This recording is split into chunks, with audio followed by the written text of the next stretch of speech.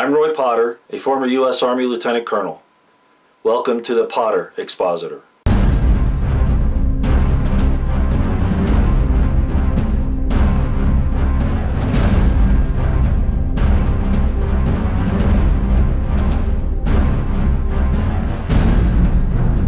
Hi ladies and gentlemen, today is August 2nd, 2017, and I wanted to comment a little bit on what Mike Cernovich is doing. He's getting a lot of flack on one side and he's getting a lot of support on the other. It depends on a lot of issues, the way people view things. But I just wanted to echo some of his sentiments and clarify a few things. First of all, Mike has done a great job, I think, in getting information out that a lot of other people couldn't, number one.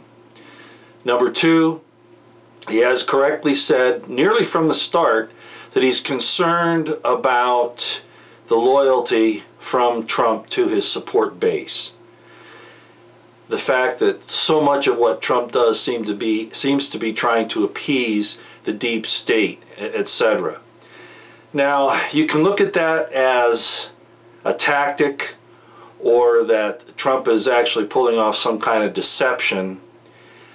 But the problem with that explanation is the Sessions deal.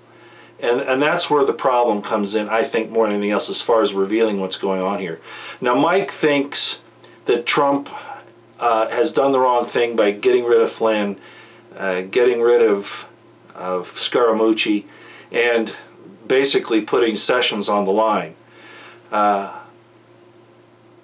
don't think that the deal with Sessions, we could talk about the Flynn thing and the Scaramucci thing separately because of some other issues, but the Sessions thing, I think, is critical. Mike knows, obviously, that Sessions has not taken his job seriously. He wants to concentrate on the drug war, marijuana, rightly so on immigration, I understand, but he has Department of Justice, U.S. attorneys and assistant U.S. attorneys concentrating on things like the Hammonds in Oregon, the Bundys in Nevada, those types of things. Nobody's going after the IRS, nobody's going after the Clintons.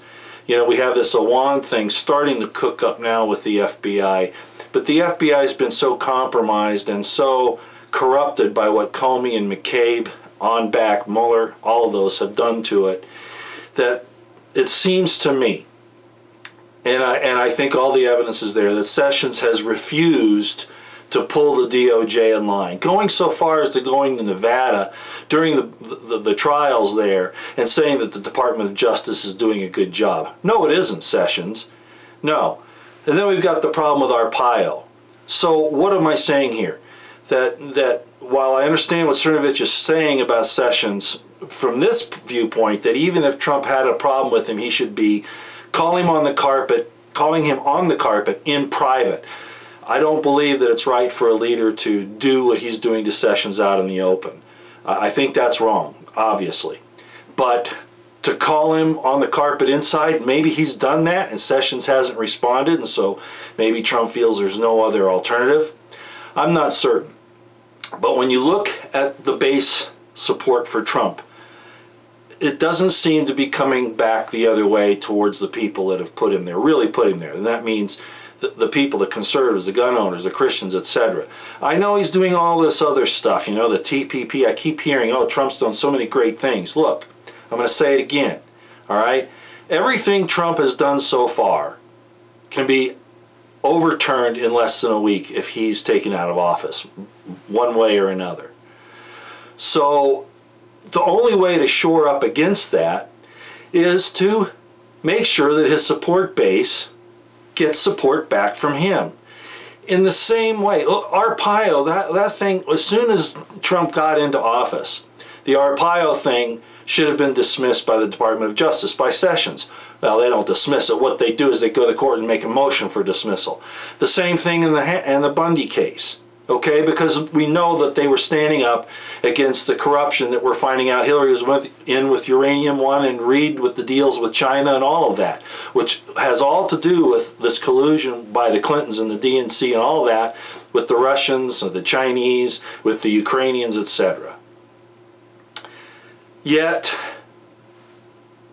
nothing's done. Now, it might be that they're saying, well, let it run out through the courts because we've got these other fights going on, and you know, those are our subordinate commanders fighting at those levels. Look, I can't go along with that because what it's saying to the larger audience is what Cernovich pointed out. Where is the return support to the constitutionalists, to the Christians, to the gun owners, to the vets?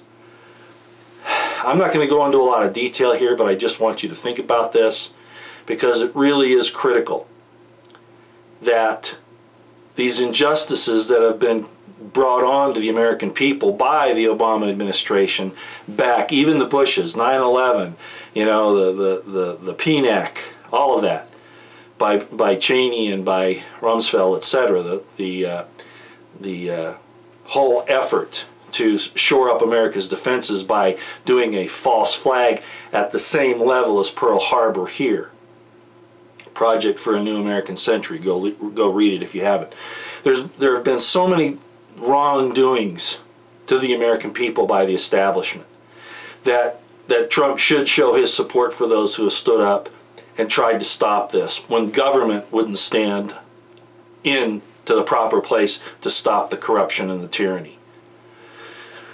So I'll just leave it at that, Mike. I appreciate what you're doing. I think you're right across the board.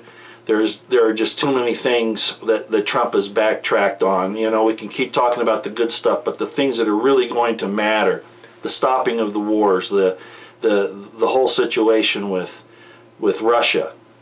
You know, frankly, you know, how can he say he's going to sign a bill that basically, technically, they say they can tie Trump's hands. They can say he can't negotiate with Russia without their approval. I call horseshit on that. You know, that's crossing the boundaries. I don't think they can do that, and maybe that's why he's not too concerned about it. But if that's the case, don't sign the bill. That's not going to make you look like a Russian agent. That's just, you know, we've heard how much in the past about the executive and the, you know, that they can do so much, right? You know, the separation of powers. Congress has abrogated its powers for so long. I'm not saying they should do that. I'm saying that they have done it. The bureaucracies they've established so that they don't have to do any work, real work, so they can spend, you know, I guess it's 10 hours a day calling for financial support for the parties. All right, so President Trump, don't sign this bill. It's the wrong thing to do. Absolutely the wrong thing to do. If you veto it, if you don't sign it, and it goes back to them, the onus is on them, okay? I know, who are we to tell you to do something? Because Trump has this big master plan of deception where he's pulling all these people up and that are the rats in the swamp, and he's going to cut them all off at once. You know, I've seen some comments about that on Twitter.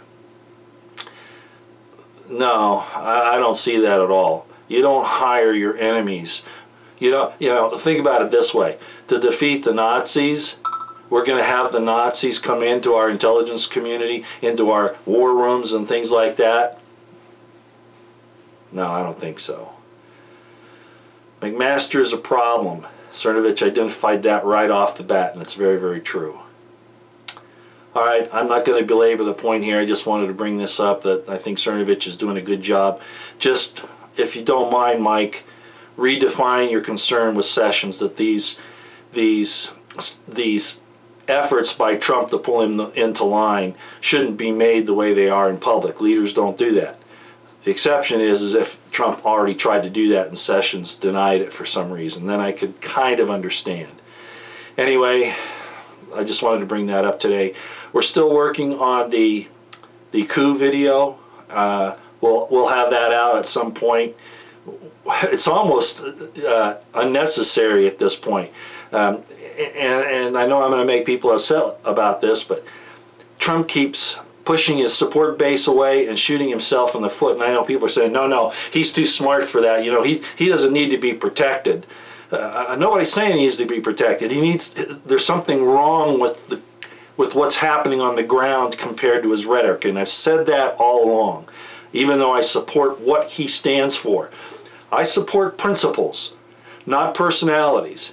And even Trump, if he goes against the principles, he's expendable as far as I'm concerned. It's the American people. It's the principle of the perfect law of liberty, the Constitution, the Bill of Rights, the Declaration of Independence, etc. Out here for now.